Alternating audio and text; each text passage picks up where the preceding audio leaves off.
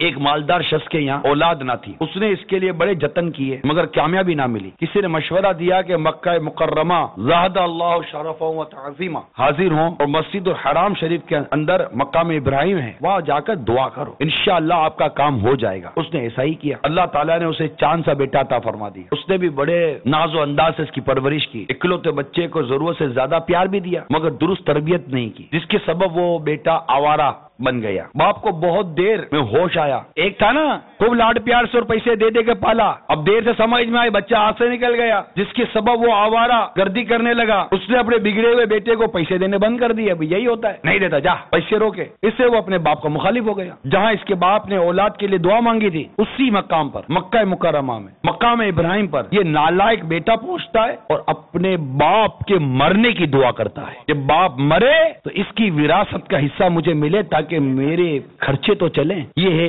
جہاں میں ہے عبرت کے ہر سو نمونے، مگر ہم کو اندھا کیا رنگ و بونے۔ کبھی غور سے بھی یہ دیکھا ہے تو نے، جو آباد تھے وہ مکاں اب ہیں سونے۔ جگہ جی لگانے کی دنیا نہیں ہے، یہ عبرت کی جا ہے تماشا۔